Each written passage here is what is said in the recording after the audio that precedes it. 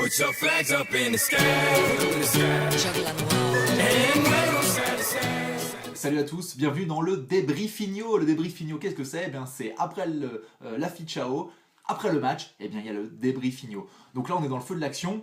Alors, comment débriefer ce match? Eh bien, déjà, premier renseignement, je pense que l'Espagne n'est plus près de jouer en blanc. Le blanc, c'est la couleur qui leur porte la poisse. En 98, ça leur a porté la poisse. En 82, ça leur a porté la poisse. Je crois que ça leur a porté la poisse dans d'autres compétitions. Mais voilà, je pense que l'Espagne va mettre le maillot blanc au feu sur la Plaza de Cibeles dès ce soir.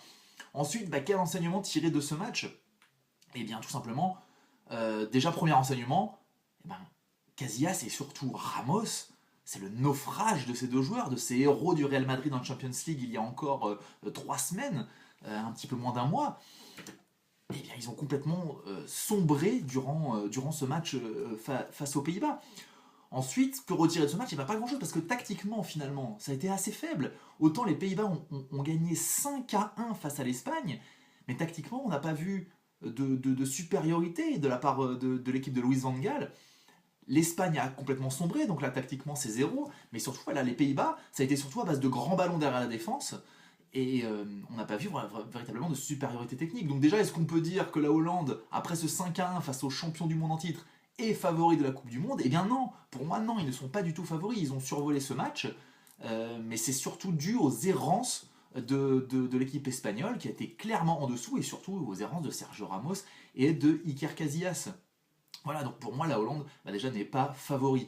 Par contre, pendant ce match, c'est un véritable plaisir, parce qu'on voit que finalement, quand deux équipes, tactiquement, ne sont pas au point, ça donne un match ouvert, ça donne un véritable match des Copa do Mundo do Brasil, avec des buts, avec des actions. C'était vraiment super beau à voir, et finalement, il y a un véritable débat. Est-ce qu'il faut être tactique ou pas? Bien sûr, je me fais l'avocat du diable, parce qu'une équipe est forcément tactique, par essence. Et voilà, quand on a une équipe des Pays-Bas qui a une tactique finalement assez moyenne, et l'Espagne qui sombre complètement, ça donne un super beau match. Donc, premier enseignement, voilà. Deuxième enseignement, pardon, la Hollande n'est pas favori du mondial. Pour autant, je pense qu'on a assisté également au plus beau but de cette 20e Coupe du Monde. Le but de Van Persie, une tête à l'horizontale au-dessus du terrain, un tel Superman qui place une tête en pleine lucarne d'Iker Casillas. Magnifique. Ça, c'est un autre enseignement du match. Quoi dire d'autre dans ce débriefigno sur ce Espagne-Pays-Bas? Voilà, l'Espagne est passée complètement au travers. La Hollande n'est pas pour autant favori.